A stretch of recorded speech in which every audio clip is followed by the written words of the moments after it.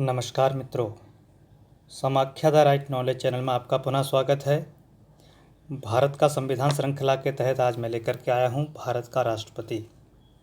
भारत के राष्ट्रपति के संवैधानिक प्रावधान कौन कौन से हैं ये सब मैं बताऊंगा। आज के वीडियो में भारत के राष्ट्रपति की नियुक्ति और उसका पद से हटाए जाना, यहाँ तक ही हम बात करेंगे। अर्थात आर्टिकल 52 से 62 तक की हम बात करेंगे। अब हम चलते हैं राष्ट्रपति के बारे में जानने के लिए। उससे पहले मेरा आग्रह है कि आप इस चैनल को सब्सक्राइब ज़रूर कर लें। वीडियो देखने के बाद पसंद आए तो लाइक करें, कमेंट में ज़रूर लिखें आपको वीडियो कैसा लगा। साथ ही साथ इस वीडियो को शेयर करें। आगे बढ़ते हैं।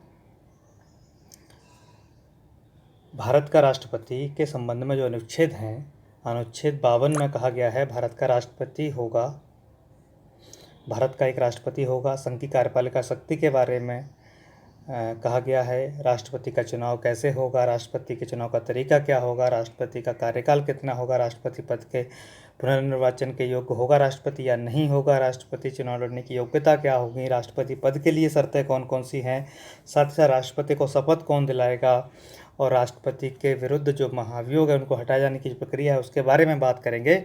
और उसके साथ साथ अगर राष्ट्रपति का कार्यकाल को समय से पहले वो खाली हो जाता है, पद रिक्त हो जाता है, तो उसको कैसे भरते हैं इसके बारे में बात करेंगे। सबसे पहले हम बात करेंगे अनुच्छेद 53 की। अनुच्छेद 52 में तो आपको बताया ही है पहले, भारत का राष्ट्रपति यानी भारत का एक राष्ट्रपति होगा, इस प्रकार से कहा गया है। अनुच्छेद 53 आर्टिकल 53 में क्या कहा गया है कि संघ की कार्यपालिका शक्ति यानी संघ की कार्यपालिका शक्ति राष्ट्रपति में निहित होगी और वह इसका प्रयोग संविधान के अनुसार स्वयं या अपने अधीनस्थ अधिकारियों द्वारा करेगा। अब अधीनस्थ अधिकारी कौन होते हैं? मंत्रिपरिषद। ठीक है। संघ के रक्षा बलों का सर्वोच्च समादेश यानी सुप्रीम कमांडर कौन होता है? राष्ट्रपति होगा। सुप्रीम कमांड किस में निहित है? राष्ट्रपति में निहित है। तो आप यहाँ दो बातें समझ लीजिए अनुच्छेद 53 आर्टिकल 53 में कि संघ की कार्यपालिका शक्ति अधिकृत रूप से संवैधानिक रूप से किस में निहित है? राष्ट्रपति में है। राष्ट्रपति के हस्ताक्षर से ही या राष्ट्रपति के नाम से ही सभी काम होते हैं। प्रधानमंत्री वास्तविक कार्यपालक होने के कारण से वह सब कुछ दिखाई देता है, लेकिन प्रधानमंत्री भी किसका प्रतिनिधि है? राष्ट्रपति का प्रतिनिधि है। इसलिए क्या है, वह इसका प्रयोग संविधान के अनुसार स्वयं या अपने अधीनस्थ अधिकारियों द्वारा करेगा। अधीनस्थ अधिकारी यानी प्रधानमंत्री सहित पूरी मंत्रिपरिषद उसके अधीनस्थ अधिकारी हैं। बात ठीक समझ में आई। और दूसरी बात, संघ के रक्षा बल यानी एयरफोर्स, नेवी और आर्मी, थल सेना, वायुसेना, नौसेना, सभी का जो सर्वोच्च सुप्रीम कमांडर होता है वो राष्ट्रपति होता है। ध्यान में आ गई बात। अनुच्छेद 54 की बात करें तो राष्ट्रपति के निर्वाचन के बारे में बात करता है कि इसका निर्वाचन कैसे होता है, प्रक्रिया में आगे बात करेंगे। और इसमें निर्वाचक गण की बात करते हैं। राष्ट्रपति के निर्वाचन के कौन कौन से लोग भाग लेते हैं, क्योंकि भारत इतना बड़ा देश है, यहाँ पर प्रत्यक्ष रूप से राष्ट्रपति का चुनाव नहीं होता, अप्रत्यक्ष रूप से होता है। और चुनाव की पद्धति क्या है इसके बाद हम आपको बताएंगे। सबसे पहले हम समझ लेते हैं कि निर्वाचक गण यानी इलेक्टोरल कॉलेज जिसको बोलते हैं, वो इसमें कौन कौन शामिल होते हैं, कौन लोग राष्ट्रपति के चुनाव में भाग लेते हैं। पहला, संसद के दोनों सदनों के निर्वाचित सदस्य। ध्यान रखिए, निर्वाचित, मनोनीत की बात नहीं हो रही। जो नॉमिनेटेड हैं वो राष्ट्रपति के चुनाव में भाग नहीं लेते हैं। संसद के दोनों सदन यानी लोकसभा और राज्यसभा के निर्वाचित सदस्य जो इलेक्ट होके आए हैं वही सदस्य जो है इसमें भाग लेते हैं। जैसे कि 2 आपके लोकसभा में जो एंग्लो इंडियन हैं उनको मनोनीत किया जाता है और 12 सदस्य राज्यसभा में मनोनीत किया जाता है। ये लोग राष्ट्रपति के चुनाव में भाग नहीं लेते हैं। राज्य की विधानसभाओं के निर्वाचित सदस्य, विधानसभाओं जहाँ पर विधानमंडल है उनकी भी बात हो रही है, विधानसभाओं की बात हो रही है। ठीक है जी, तो ध्यान देने वाली बात है। राज्य की विधानसभाओं के निर्वाचित सदस्य कहा गया है, न कि विधानमंडल। यानी जहाँ पर विधान परिषद है वहाँ पर विधान परिषद के सदस्य इसमें भाग नहीं लेंगे। ठीक है, इसके साथ साथ जिसमें हम बात कर रहे हैं विधानसभाओं की, तो दिल्ली राज्य की विधानसभा की जो केंद्र शासित प्रदेश हैं जहाँ पर विधानसभाएं हैं, वहाँ के निर्वाचित सदस्य भी भाग लेते हैं। जैसे राष्ट्रीय राजधानी क्षेत्र दिल्ली और पांडिचेरी। ठीक है, पुदुचेरी इसको बोलते हैं, अब पुदुचेरी इसका नाम हो गया है। तो दिल्ली और पुदुचेरी के भी निर्वाचित सदस्य हैं विधानसभा के, वो राष्ट्रपति के चुनाव में भाग लेते हैं।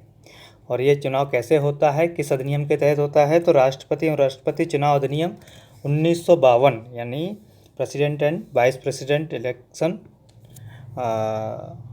एक्ट 1952। आगे हम बात करते हैं अनुच्छेद 55 की। बहुत जिसको कहेंगे टेक्निकल है, क्योंकि इसकी विधि के बारे में बात की है, प्रक्रिया के बारे में बात की है, रीति के बारे में बात की है, पद्धति के बारे में बात की है कि राष्ट्रपति का चुनाव किस पद्धति से होगा, किस तरीके से होगा।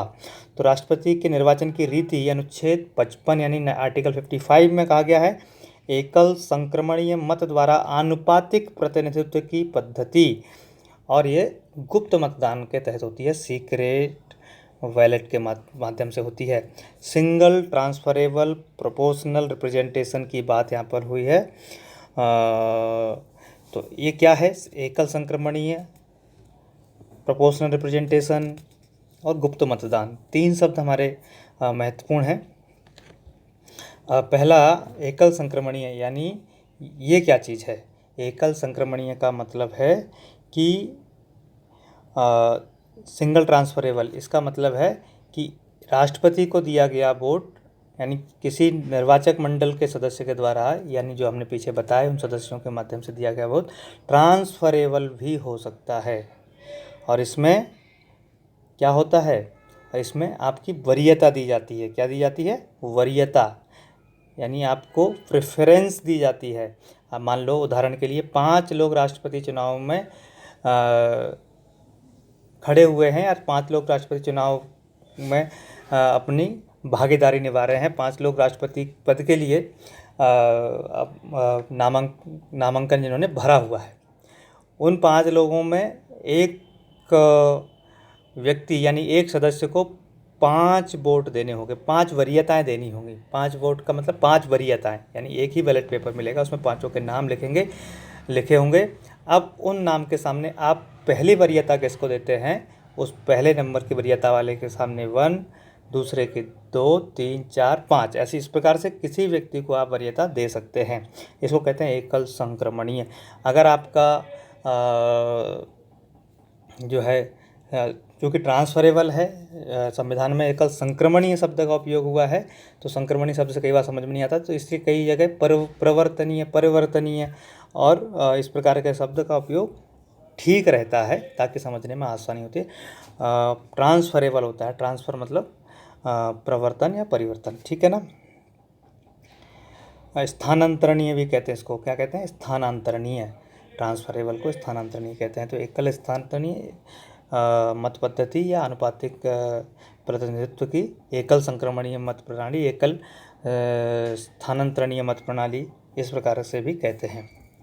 दूसरा आनुपातिक प्रतिनिधित्व। आनुपातिक प्रतिनिधित्व का मतलब है कि आपको प्रोपोर्शनल रिप्रेजेंटेशन मिलेगा, यानी आपके जो वोट है, वोट की वैल्यू है, वो आपके राज्य की जनसंख्या के हिसाब से मिलती है। इसलिए लोकसभा के सदस्य की वोट, मतलब संसद के सदस्य की वोट की वैल्यू, जिसमें लोकसभा राज्यसभा दोनों आते हैं, उसकी अलग होती है, और राज्य के विधानसभाओं के सदस्यों की वोट की वैल्यू अलग अलग होती है।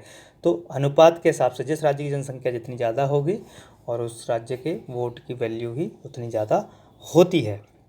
क्योंकि उसका क्या कैसे वो वोट की वैल्यू निकलती है वो हम आगे बताएंगे। राष्ट्रपति चुनाव में जनसंख्या के अनुपात में राज्यों को प्रतिनिधित्व प्रदान किया गया है, ये भी एक आनुपातिक प्रतिनिधित्व का तरीका है, ठीक है। इसके मत के मूल्य के लिए विशिष्ट पद्धति को अपनाया गया है। वो विशिष्ट पद्धति क्या है कि राज्य की विधानसभा के जो निर्वाचित सदस्य का मत का मूल्य होगा वो होगा राज्य की कुल जनसंख्या। उदाहरण के तौर पर मैं आपको अभी बताऊंगा कि कैसे ये मत का मूल्य निकलता है। राज्य की कुल जनसंख्या को डिवाइड करते हैं राज्य के विधानसभा के निर्वाचित सदस्यों से। क्योंकि विधानसभा के निर्वाचित सदस्यों से जब राज्य की जनसंख्या को डिवाइड करेंगे तो बहुत बड़ी बड़ी संख्या, बड़ा मतलब जिसको कहते हैं बहुत बड़ा अमाउंट आता है, बहुत बड़ी संख्या आती है। तो इसीलिए उसमें 1000 से फिर डिवाइड कर देते हैं। तो ये सबके लिए लागू होता है, हर राज्य की विधानसभा के लिए इसी फॉर्मूले का उपयोग होता है। राज्य की कुल जनसंख्या डिवाइडेड बाई राज्य की विधानसभा के निर्वाचित कुल सदस्य इंटू 1000। क्लियर है? तो यानी जब हम 1000 से डिवाइड करते हैं तो वो अमाउंट बहुत ज़्यादा होता है, वो थोड़ा सा कम हो जाता है। ठीक है। संसद के निर्वाचित एक सदस्य के मत का मूल्य क्या होगा? वो होगा सभी राज्यों की विधानसभाओं के निर्वाचित सदस्यों के मत का मूल्य। यानी हर राज्य के जो विधानसभा के सदस्यों के निर्वाचित सदस्यों के मत के कुल मूल्य जितना आता है वो डिवाइड किया जाता है संसद के निर्वाचित सदस्यों की कुल संख्या से। संसद के निर्वाचित सदस्यों की कुल संख्या से, यानी कुल संख्या कितनी है आपको पता ही है, 543 निर्वाचित सदस्य लोकसभा में हैं और 233 आपके राज्यसभा में है। ठीक है ना? तो इतने सदस्यों की संख्या से सभी राज्यों की विधानसभा के निर्वाचित सदस्यों के मत के मूल्य को डिवाइड किया जाता है। ध्यान में आ गई होगी बातें। ये हो गया अनुच्छेद 55, जिसमें राष्ट्रपति के निर्वाचन की रीति या पद्धति या तरीका बताया गया है, मेथड बताया गया है कैसे होगा। तो इसमें आपको सिंपल सी बात है, अगर हम हिंदी में कहेंगे तो सरल भाषा में हम कह सकते हैं अनुपातिक प्रतिनिधित्व की एकल स्थानांतरणीय पद्धति के द्वारा किया जाता है, जिसमें राज्य के विधानसभा के सदस्य के मत का मूल्य होता है राज्य की कुल जनसंख्या डिवाइडेड बाय विधानसभा के निर्वाचित सदस्य कुल सदस्य इंटू 1000। ठीक है। और संसद के निर्वाचित सदस्य के मत का मूल्य होता है, एक सदस्य का मत का मूल्य होता है राज्य जितनी राज्य की विधानसभाएं हैं सभी विधानसभाओं के निर्वाचित सदस्यों के मतों का कुल मूल्य डिवाइडेड बाई संसद के निर्वाचित सदस्यों की कुल संख्या। तो इस प्रकार से आपके एक सांसद के मत का मूल्य आ जाता है। अनुच्छेद 56 यानी आर्टिकल 56 अनुच्छेद 56 कहता है राष्ट्रपति की पदावधि के बारे में। राष्ट्रपति की पदावधि कितनी होगी? तो इसमें कहा गया है स्पष्ट कि राष्ट्रपति अपने पद ग्रहण की तारीख से 5 वर्ष की अवधि तक पद धारण करेगा।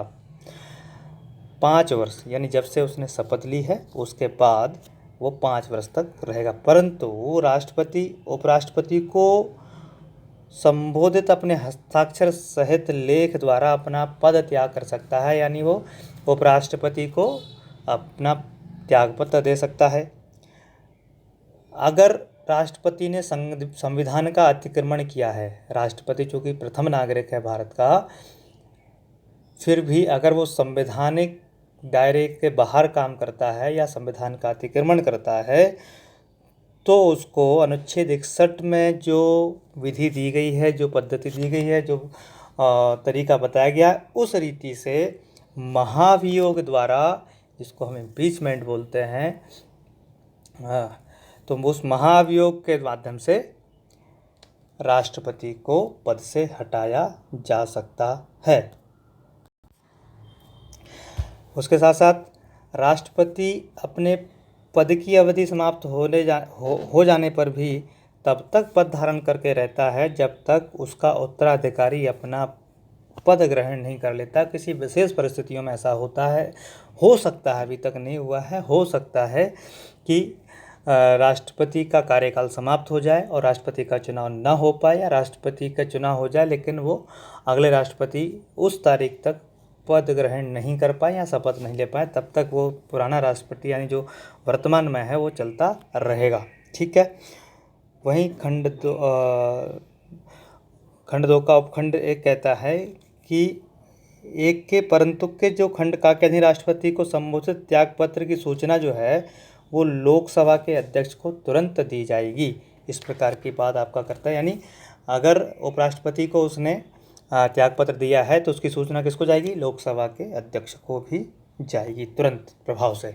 आर्टिकल 57 अनुच्छेद 57 क्या कहता है? अनुच्छेद 57 कहता है कि राष्ट्रपति जो भी है उसकी रीइलेक्शन की एलिजिबिलिटी है क्या नहीं।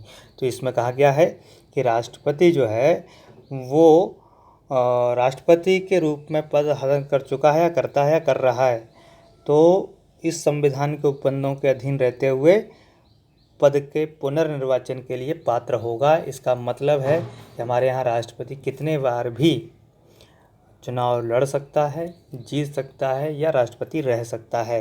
हालांकि बहुत समय तक हमारे राष्ट्रपति नहीं रह पाते हैं। कारण ये है क्योंकि पहले ही एक अवस्था के बाद वो राष्ट्रपति बन पाते हैं और हमारे यहाँ लगातार 2 बार से ज़्यादा राष्ट्रपति अभी तक कोई नहीं रहा। प्रथम राष्ट्रपति राजेंद्र प्रसाद और उसके बाद का कोई भी 2 बार से मतलब लगातार 2 बार राष्ट्रपति के रूप में पद धारण नहीं किया है किसी ने। तो इस प्रकार से राष्ट्रपति का जो पद है, राष्ट्रपति वो पुनर्निर्वाचन के लिए योग्य है। ठीक है ना। जैसे अमेरिका में केवल 2 बार ही वो राष्ट्रपति रह सकता है। अलग अलग देशों में अलग अलग प्रकार से इस बात मतलब पद धारण करने के या निर्वाचन की रीति होती है, पद्धति होती है, पात्रता होती है। तो हमारे देश में है कि कितने बार भी आप राष्ट्रपति के लिए निर्वाचित हो सकते हैं। राष्ट्रपति निर्वाचित होने के लिए कुछ अहर्ताएँ की बात हुई है। आर्टिकल 58 में अनुच्छेद 58 कहता है कि कोई व्यक्ति राष्ट्रपति निर्वाचित होने का पात्र तभी होगा, कुछ निश्चित शर्तें हैं, वह भारत का नागरिक हो, नंबर 1। नंबर 2, 35 वर्ष की आयु पूरी कर चुका हो, 35 वर्ष 35 ईयर्स। ठीक है। नंबर 3, लोकसभा का सदस्य निर्वाचित होने के लिए अर्ह हो, यानी जो व्यक्ति लोकसभा का सदस्य बन सकता है, चूँकि लोकसभा में आयु है वो है 25 वर्ष की आयु पूर्ण किए हुए होने की आयु है। और ये तो हुई आपके अर्हताओं की बात। लेकिन इसमें कहा गया है कि कोई व्यक्ति अगर लाभ का पद धारण करता हो तो वह राष्ट्रपति के निर्वाचित होने का पात्र नहीं होगा। लाभ का पद होता है यानी भारत सरकार के अधीन कोई गजेटेड ऑफिसर हो, भारत सरकार के अधीन या किसी कंपनी में अधिकारी हो, कहीं काम करता हो, इस प्रकार का व्यक्ति राष्ट्रपति नहीं बन सकता। करते हुए रिजाइन करने के बाद तो बन ही सकता है, वो स्वतंत्र नागरिक क्योंकि भारत का नागरिक या राष्ट्रपति बन सकता है। इसमें स्पष्टीकरण दिया गया है कि कोई भी व्यक्ति जो राष्ट्रपति है, उपराष्ट्रपति है, राज्यपाल है अथवा संघ या राज्य में कहीं भी मंत्री है तो वह लाभ का पद नहीं धारण करता, इस प्रकार से समझा जाएगा। यानी लाभ के पद में राष्ट्रपति, उपराष्ट्रपति, राज्यपाल या मंत्री का पद नहीं आता है, ध्यान रखें। इसके बाद अनुच्छेद 59 की बात हुई। आर्टिकल 59 वो राष्ट्रपति पद के लिए कुछ शर्तों की बात करता है। कंडीशंस ऑफ प्रेसिडेंट्स ऑफिस वो बात करता है। राष्ट्रपति संसद के किसी सदन का या किसी राज्य के विधानमंडल के किसी सदन का सदस्य नहीं होगा। एक शर्त एक है कि वह है संसद के सदस्य नहीं हो सकता, विधानमंडल का सदस्य नहीं हो सकता। दूसरी बात, राष्ट्रपति अन्य कोई लाभ का पद धारण नहीं कर सकता, जो हमने पहले भी बात की है। राष्ट्रपति विधि द्वारा अवधारित विशेषाधिकारों का हकदार होगा। शर्त लगाइए, कंडीशन है कि उसको कुछ विशेषाधिकार मिलेंगे राष्ट्रपति को। राष्ट्रपति की उपलब्धियां और भत्ते उसकी पदावधि के दौरान कम नहीं किए जाएंगे, क्योंकि जो कि भारत का प्रथम नागरिक है, भारत की पहचान है, भारत की शान है, क्योंकि भारत का राष्ट्रपति से ही दुनिया भारत को जानती है। ठीक है। तो हम ऐसी स्थिति में उसकी उपलब्धियां या भत्ते या वेतन जो भी है वो हम कम नहीं कर सकते हैं। ठीक है।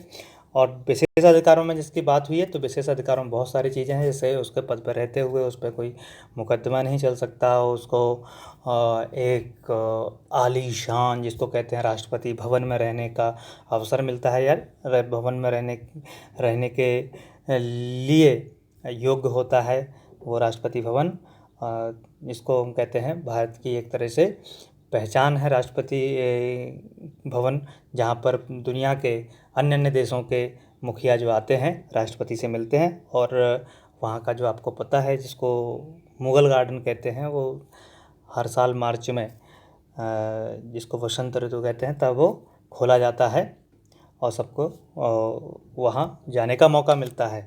वहाँ पर बहुत सुंदर सुंदर फूल हैं। ठीक है, चलो ये तो इतर बात हो गई है। अब हम बात करेंगे अनुच्छेद 60 की, आर्टिकल 60 की, जिसमें राष्ट्रपति के द्वारा शपथ या प्रतिज्ञान के बारे में बात की, ओथ और अफर्मेशन बाय द प्रेसिडेंट।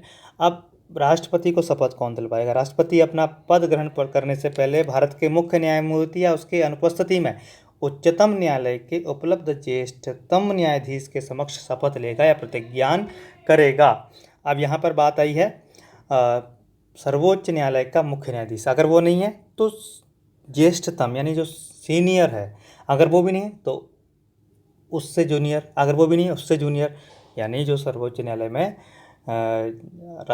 जो भी सीनियर होगा वो राष्ट्रपति को शपथ ग्रहण कराएगा, शपथ दिलवाएगा। ठीक है, बात समझ में आई? आगे बढ़ते हैं। आर्टिकल 61 अनुच्छेद 61 कहता है राष्ट्रपति पर महाभियोग चलाने की प्रक्रिया के बारे में। राष्ट्रपति पर महाभियोग कब लगता है? जब संविधान के अतिक्रमण के लिए राष्ट्रपति पर महाभियोग चलाना हो, तब वो किस प्रकार से चलेगा, ये हम इसमें बात करते हैं।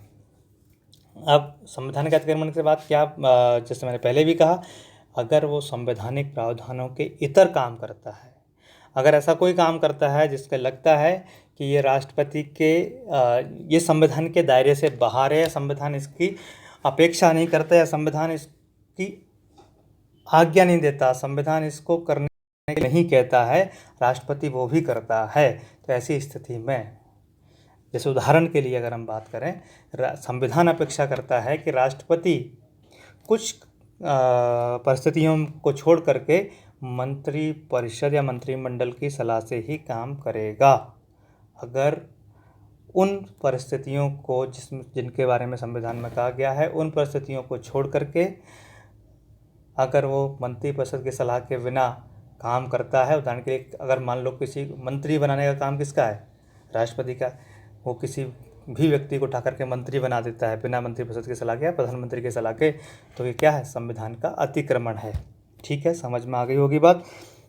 ऐसी स्थिति में राष्ट्रपति पर महाभियोग लगाया जा सकता है। और महाभियोग की प्रक्रिया क्या है, वो अनुच्छेद 61 में कही गई है। अब वो महाभियोग की प्रक्रिया के बारे में हम आपको बता देते हैं। वो महाभियोग है किसी भी सदन में यानी राज्यसभा में या लोकसभा में, संसद के किसी भी सदन में प्रस्ताव या संकल्प प्रस्ताव जो है, रेजोल्यूशन, राष्ट्रपति के महाभियोग के बारे में लाया जा सकता है। अब जब संसद में प्रस्ताव आ गया, जिस सदन में प्रस्ताव आ गया, उस सदन के कुल सदस्य संख्या का जिसमें आरोपित किया है, उस सदस्य संख्या 1/4 सदस्य संख्या के माध्यम से उस संकल्प को प्रस्तावित किया जाता है। और ये जब प्रक्रिया हो रही है, यानी महाभियोग चलाया जा रहा है, उसको जिस तारीख को प्रस्ताव लाना है उससे कम से कम 14 दिन पहले राष्ट्रपति को बताना होता है कि आपके विरुद्ध महाभियोग का प्रस्ताव आ रहा है। और उसके बाद आपको जैसा कहा कि 14 दिन की अवधि समाप्त होते ही या 14 दिन पूर्ण होते ही सदन में प्रस्ताव लाया जाता है। जिस सदन में लाया गया है उस सदन की कुल सदस्य संख्या का 1/4 सदस्यों पर उस संकल्प प्रस्ताव पर हस्ताक्षर करने होते हैं, तब वो प्रस्ताव आता है। और 1/4 सदस्यों के प्रस्ताव के बाद सदन में प्रस्ताव रखा जाता है, फिर उस पर वोटिंग होती है, मतदान होता है, जिसमें 2/3 बहुमत द्वारा इस संकल्प को पारित करना होता है। 2/3 मेजॉरिटी के साथ अगर वो संकल्प प्रस्ताव 2/3 मेजॉरिटी से 2/3 बहुमत से पारित हो जाता है तो अगले सदन में जाता है। उस दूसरे सदन का काम होता है, उस दूसरे सदन की जिम्मेदारी होती है कि उस पूरे महाभियोग प्रस्ताव की जांच करे, अन्वेषण करे, उस पर गहराई से मनन करे, जिसमें एक समिति भी बनाई जा सकती है, राष्ट्रपति को प्रस्तुत होने का अवसर दे। और जब ये पूरी जांच होती है, पूरा अन्वेषण होता है, तब दूसरा सदन जो भी निर्णय हो, दूसरे सदन में मतदान होता है और दूसरे सदन में जब मतदान होता है तो उसको भी 2/3 बहुमत से पारित होना होता है। और दूसरा सदन अगर 2/3 बहुमत से वो पारित कर देता है तो उसी तारीख से, उसी दिन से राष्ट्रपति को पद से मुक्त समझा जाता है, पद से निवृत्त समझा जाता है, पद से हटा हुआ माना जाता है। ये है आपकी अनुच्छेद 61 के तहत महाभियोग की प्रक्रिया। सरल शब्दों में आपको अगर संक्षिप्त में बताऊं तो सबसे पहले 14 दिन पहले नोटिस दिया जाता है राष्ट्रपति को कि आपके विरुद्ध महाभियोग की प्रक्रिया चलाई जानी है। 14 दिन पूर्ण होने के बाद किसी भी सदन में प्रस्ताव लाया जाता है। उस प्रस्ताव लाने के लिए कम से कम 1/4 सदस्यों को हस्ताक्षर करने होते हैं और उस हस्ताक्षर के बाद सदन में मतदान के लिए प्रस्ताव रखा जाता है। जब मतदान होता है उसको 2/3 बहुमत से पारित कराना होता है। दूसरे सदन में प्रस्ताव जाता है, दूसरे सदन में उसकी पूरी जांच होती है, राष्ट्रपति को अपना पक्ष रखने का अवसर मिलता है और उस जांच में विशेषज्ञों की भी सहायता ली जा सकती है, ली भी जाती है। और उसके साथ मतदान होता है। मतदान में 2/3 बहुमत से अगर प्रस्ताव पारित कर दिया जाता है तो वह राष्ट्रपति को पद से मुक्त कर देता है या राष्ट्रपति पद से मुक्त हो जाते हैं, उसी समय से मान लिया जाता है। अभी तक भारत में इस प्रकार का कोई भी मतदान नहीं हुआ है। महाभियोग लाया जरूर गया है लेकिन उस सदन में उस पर चर्चा नहीं हुई है। ठीक है, वो मतदान तक नहीं पहुंच पाई है बात, और ऐसा ना भी हो वही अच्छा है। तो इस प्रकार से अनुच्छेद 61 की बात हुई। अनुच्छेद 62 में कहा गया राष्ट्रपति कार्यालय की रिक्ति को भरने के लिए चुनाव का आयोजन कैसे होता है। जब राष्ट्रपति की पदावधि जब भी समाप्त हुई है उससे पहले ही निर्वाचन करा लिया जाता है। ऐसा कहा गया है कि पहले ही निर्वाचन कर लेना चाहिए या कर लिया जाएगा। ठीक है, मान लो राष्ट्रपति की मृत्यु हो जाती है बीच में, कार्यकाल पूर्ण होने से पहले, वो पद त्याग कर देते हैं, वो अपना इस्तीफा दे देते हैं, रिजाइन कर देते हैं, या महाभियोग के द्वारा पद से हटाए जाते हैं, या अन्य कारण से पद की रिक्ति हो जाती है। उस रिक्ति के बाद जल्दी से जल्दी यथाशीघ्र क्या होगा, निर्वाचन होगा, और किसी भी दशा में 6 महीने से पहले वो निर्वाचन हो जाना चाहिए। ठीक है, और रिक्ति को भरने के लिए निर्वाचित व्यक्ति जो अनुच्छेद 56 के उपबंधों के रहते हुए अपने पद ग्रहण की तारीख से 5 वर्ष की पूरी अवधि तक पद धारण करता है। तो कई बार ऐसा प्रश्न आ जाता है कि अगर बीच में ही राष्ट्रपति का जो है पद खाली है या राष्ट्रपति कोई नहीं है, उस अवधि में अगर दोबारा चुनाव होता है तो जो नया राष्ट्रपति बनेगा वो क्या बचे हुए कार्यकाल के लिए बनेगा या पूरे समय के लिए। तो हमेशा ध्यान रखें, पूरे समय के लिए बनेगा, पूरे 5 साल के लिए बनेगा राष्ट्रपति। ठीक है, तो जब राष्ट्रपति पद से हट जाता है तो उस स्थिति में कौन कौन राष्ट्रपति का पद को संभालता है या कार्यकारी राष्ट्रपति कौन हो सकता है, इसके बारे में अगले वीडियो में बात करते हैं। हालांकि बता देता हूँ, जब राष्ट्रपति का पद खाली हो जाता है किसी भी कारण से तो कार्यकारी राष्ट्रपति के रूप में सबसे पहले उपराष्ट्रपति, अगर उपराष्ट्रपति नहीं उपलब्ध है तो सर्वोच्च न्यायालय का मुख्य न्यायाधीश, अगर वो भी उपलब्ध नहीं है तो ज्येष्ठतम न्यायाधीश। तो इस प्रकार की एक कड़ी है, चयन है। ठीक है, तो आज इतना ही। आपको वीडियो कैसा लगा ज़रूर बताएं, लाइक कमेंट शेयर ज़रूर करें, चैनल को सब्सक्राइब करें। मिलते हैं इस श्रृंखला के अगले वीडियो में, तब तक के लिए भारत माता की जय।